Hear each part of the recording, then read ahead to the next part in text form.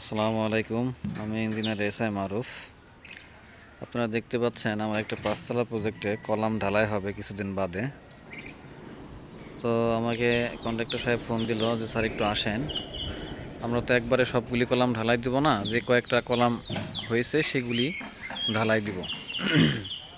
তো আমি যেহেতু ওনাকে বলছি যে হ্যাঁ আমি আজকে থেকে 5 দিন ফরিদপুরে থাকবো না, তো কি কি অ্যাডভান্টেজ আছে এগুলি একটু দিয়ে গেলে একটু ভালো হয়।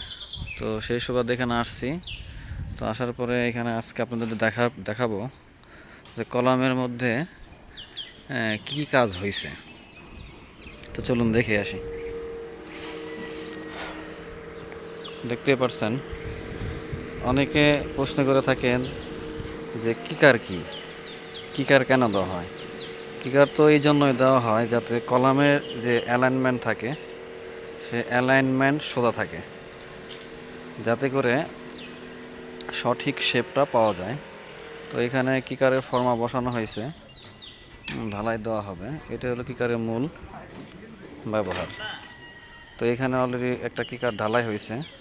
দেখেন, কিকার ঢালাই দেওয়ার কারণে আপনার কলামের যে অ্যালাইনমেন্ট থাকে সেই অ্যালাইনমেন্টগুলো ঠিক থাকে এবং ক্লিয়ার যে একটা কাভারে 1.5 ইঞ্চি এই কাভারিংটা পাওয়া যায়।